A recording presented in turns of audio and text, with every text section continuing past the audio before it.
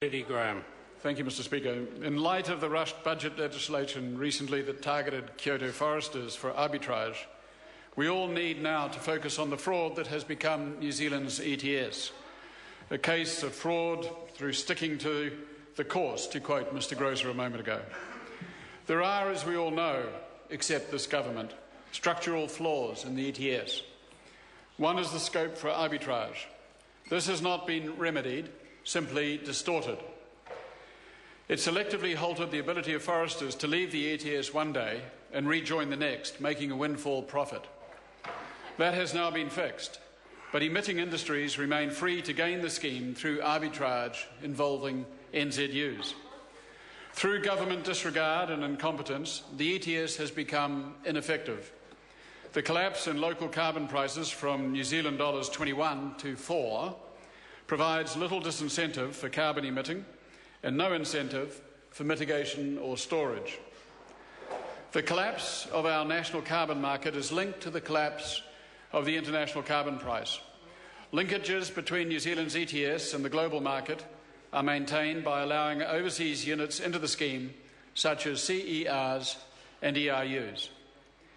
Emission-intensive, trade-exposed entities, which include aluminium, iron, steel, cement, whey, wood and paper, are free to bank profits from the ETS, cash for pollution. They receive free allocations of NZUs as compensation for any energy price rises brought about by the ETS. Not cash for clemency, Mr. Speaker, cash plus clemency. These industries are also required to surrender units to clear liabilities. This is dependent on calculations based on their emissions profile. They can surrender NZUs or Kyoto units such as ERUs and CERs. These overseas units are valued between 10 cents and 40 cents. They are engaging in the arbitrage of NZUs by receiving free NZUs from the government, then selling them at market prices of $3 to $4. Then buying cheaper overseas units such as the CERs and ERUs for anything from 10 to 40 cents to surrender back to the government. They bank the profit. I apologise. They bank the profit. In some cases, this is in addition to existing tax-paid subsidies running into the tens of millions of dollars. Let me acknowledge that these activities are entirely legal, but they are morally reprehensible and they reflect government stupidity and cynicism of the highest order. They amount to the moral crime of ecocide.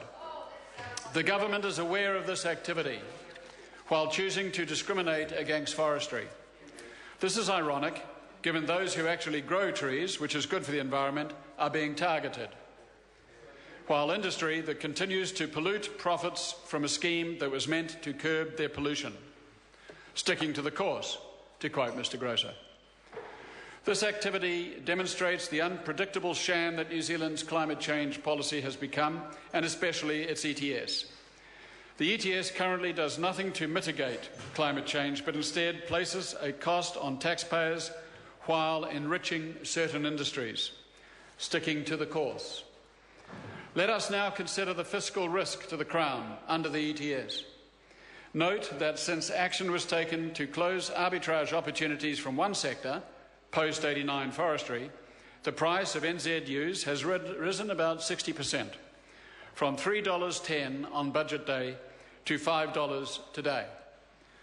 That is good, but ERU prices have dropped from 17 cents to 12 cents over the same period as post-89 forest owners sell units they can no longer use.